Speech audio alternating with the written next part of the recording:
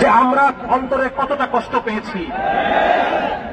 আমাদের অন্তরের মধ্যে রাখাল রাহা এবং তার দোসররা আমাদের অন্তরের মধ্যে যে আগুন জ্বালিয়েছে, সেই আগুনের আঁচ আমরা আপনাদেরকে টের পাওয়ানোর জন্য এসেছি। আমরা ধৈর্য ধারণ করেছি।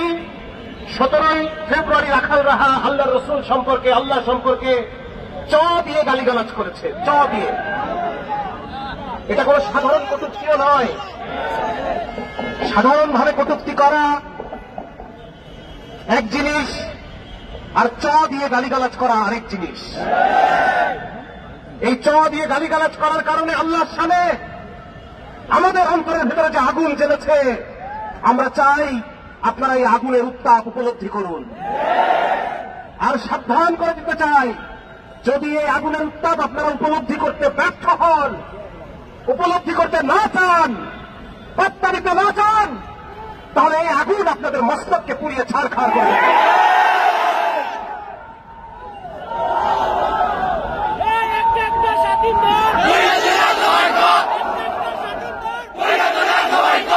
আপনাদেরকে আমরা বোঝাতে চাই, চোখের সামনে আমার আত্মকে খুন করে ফেললে যতটা কষ্ট পেতাম, আমার স্ত্রীর সম্ভ্রমহানি হলে যতটা কষ্ট পেতাম, আমার মাকে হত্যা করা হলে যতটুকু কষ্ট পেতাম,